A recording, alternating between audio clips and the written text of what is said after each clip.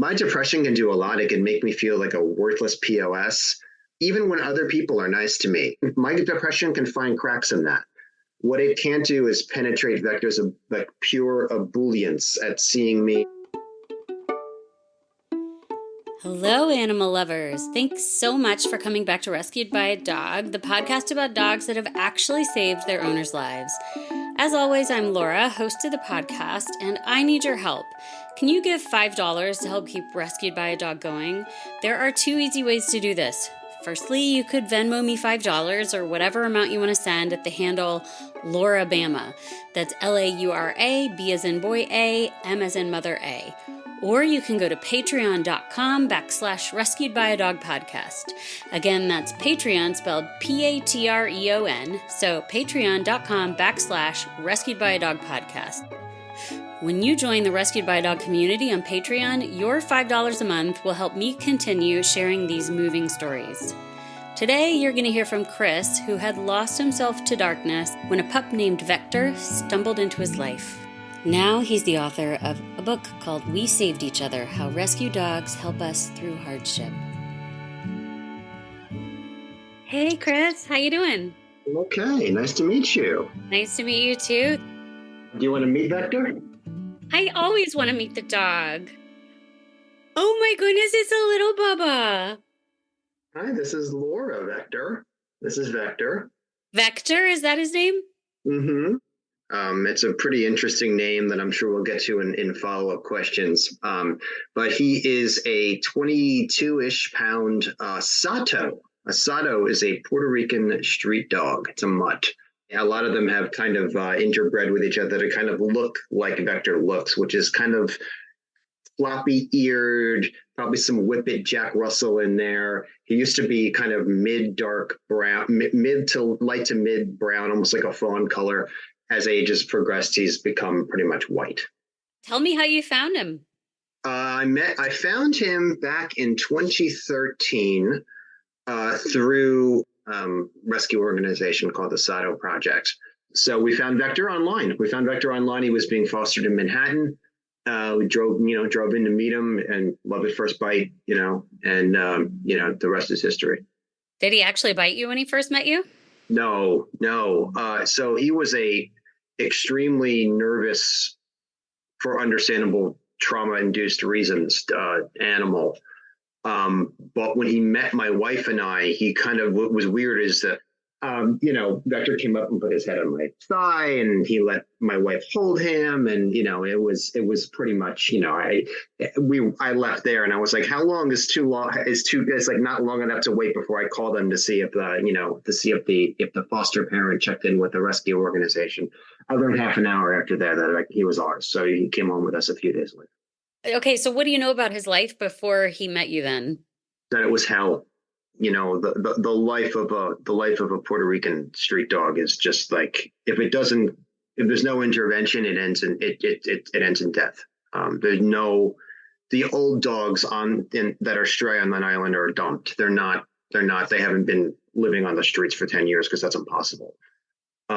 So Vector was about 3 when he came to us. His tail was bitten off. His ears had chunks missing at him. He's got a big scar on his snout, missing a toe. Don't know why. So he had Ehrlichia, he had heartworm, ticking time bomb. So you got to get really lucky if you're Vector. And what Vector did, unbeknownst to him, was stumble into the San Juan airport. And air traffic controllers took a liking to him, started laying out some kibble and some water for him, and they named him Vector, which is a airline term that means to guide in flight. And pretty soon, these folks realized, they noticed that there was this woman crating dogs and flying them off the island. And pretty soon they snatched him up and they literally turned him over to her. And that's when Vector's struggle to survive ended. So what was he like then? You said when you met him, he was scared, but it sounds like he also still had a desire to connect with people. Yeah. he was a cowering little brown bagel curled up on the floor, and he was scared to so much as kind of relieve himself outdoors. But interestingly enough, the first night he came home, we didn't have our fence in our yard yet, and so we leashed him up and took him out for a walk. He got off his harness and ran away, and he disappears over the horizon of our little hilly side street in the suburban New Jersey, and he was gone for 2 hours. In which time you saw, a grown man cry, scouring the streets in a silly hat, like a Spelunker's hat that we had bought the previous year when Superstorm Sandy knocked out our power for a week. He came back after my wife set meatloaf on the front porch. He wasn't ready to believe in salvation yet. He wasn't there yet. Even despite the few weeks that he spent being cared for very well by the Sato Project down in Puerto Rico, and then being fostered by just a wonderful woman in Manhattan. So he wasn't ready. He wasn't ready to be a believer yet. Kind of like me when I walked into AA. But it took him, you know what? It's amazing how a creature that traumatized and that born into such horrible circumstance, he became a loving, licking companion within a month. As especially when we go to bed at night, he'd jump up on the bed and he'd get under the covers. His mom is his favorite cuddling partner at night, but I'm his favorite every other time. And they started to play tug of war with rope toys and a little bit like that, and a little bit of half fetch. You'd throw the ball, you'd go get it, and he wouldn't bring it back. And no, come bring me, and he wouldn't do it. But yeah, he'd get playful. He got playful after a while. I know you're going to eventually, this being, Rescued by a Dog podcast, you're going to ask me how he helped, rescue, or at least, really enhance my life, and seeing that light come on in another being's light, eyes. I'm a cocaine addict and alcoholic. It's very similar to sponsoring somebody, in the 12 steps, and you're kind of watching them kind of re-engage into life, or for Vector's really sake, engage with it probably for the first time.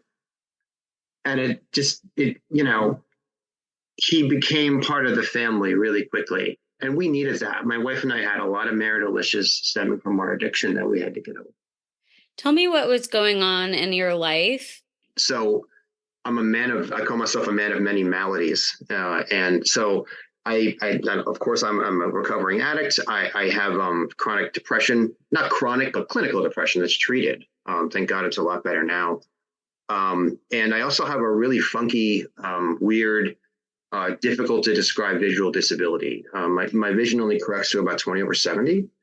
And a lot of trauma stemming from that, because the doctors did not have a reason that a 23-year-old 20 years ago, 20 some odd years ago, was losing his eyesight. I was going blind. When I got Vector, I was going on 2 years clean. And my wife and I were really struggling with that. There's a lot of scars that it leaves on the spouse that only the person who puts them there can really help remove. The marital dynamic is so intimate and so unique that it almost takes that. The person who put the scars on her soul has to be the person to help remove them. And the person who was wronged has to be okay enough and unresentful enough to let that process play out so that the marriage can become balanced again. Because by the end of $100,000 worth of cocaine over 3 years, there was no balance in our relationship. She had all of the authority, all of the leverage, and that has to balance out, because a marriage can't go on permanently as unequals. And that's a hairy process. And we needed something that we could rally around and love just purely and without any kind of like complications of our past. And a rescued dog for a rescued marriage was a really nice thing. That's kind of the first thing that Vector really helped put on I think our marriage would have survived. I think our marriage got better quicker because of Vector. And it was quite linear when you look back at it. The eye trauma, the depression, the addiction, the whole lot of it. Vector is, I'm not going to say he's a panacea, he's not a cure-all, but there are just ways that there's so many different ways that he can satiate me. Okay, if I'm having a bad day, looking at Vector walking around in my backyard shows me that this being has gone through worse, and look where he is now. He's in a much better place. I can learn that there's progress better over perfections. Some things are just never going to get completely better. Look at Vector's trauma. Vector's two main things in trauma are he hates other dogs. He cannot stand other dogs. He lunged at a Great Dane a few years back, which was really funny to everybody except me. And he is food motivated to the nth degree. Like he'll mug a 3-year-old for a hot dog. I mean, like he isn't unscrupulous when it comes to food. And as much as I've tried to temper those behaviors, they're never going to go away at this point. He's 13 and a half years old. What I'm realizing is some of those imperfections are okay. And that helps me cope, especially with my eyesight, where I don't really know what I'm missing. And it's frustrating when I flag down a bus that happens to be a truck, or when I walk up to somebody and tell them an inside joke and it's not that person. There's so many weirdnesses that go on with me that Vector's he's a very moldable being. And there's fun in that, and relief in it as well, August of 2016, my uncle Stephen, who is kind of like my depression doppelganger, we had like basically the same strain of this disease. We kind of had like almost a telekinesis. We were very, very close. He died suddenly, like heart attack, just like, go to bed, wake up, and you're dead. And that really, I remember, and I mentioned, I'll go through it in the book a little bit. I come home. I actually went to work the next day because I figured correctly that the next week would be a lot of services and stuff like that. So I went to work the next day and I came home and my dad was in the garden, hands on hips, just kind of looking around, 1,000-yard stare. And watching Vector be happy that I was home and do his little dance around the yard and go beg for a treat and get one inevitably, it made me not feel happy, but it made me understand that at some point it was going to be okay to be happy again. I think it's especially important for anyone grieving who also suffers from depression, because it's really easy to go past that line from appropriate sadness to disease-driven kind of, battiness that sends you into a kind of a shame thing or worthlessness and where everything's kind of gray and mucky and you're slodgy and you can't really get up. It's hard to do that even with it. And I realized that it was hard to do that even with my 2.5-year-old, and because humans bring their own complications and resentments, even when they're 2.5, but I could never bring myself, as much of a jerk as I can be sometimes, to resent Vector. It's just a level of vindictiveness that I could I'm happy that I would never get to, or I don't think I've ever gotten to. So he pulls me out of this a whole variety of these negative emotions when I'm kind of teetering and them becoming real issues, right? Whether it's anger, whether it's depression, whether it's grief, whether it's just, being fed up with the fact that I can't see anything that's around me. Vector has this way of pulling me back from the brink. What is it about a dog that relieves you of any negative emotions, do you think? I think part of it might be predictability. And that's a weird answer to your question. I know that. But a dog, by and large, lives his entire adult life as the same thing.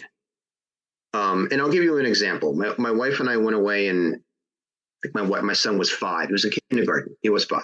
We went away for a quick Caribbean trip. It was right after COVID. We really needed to get away.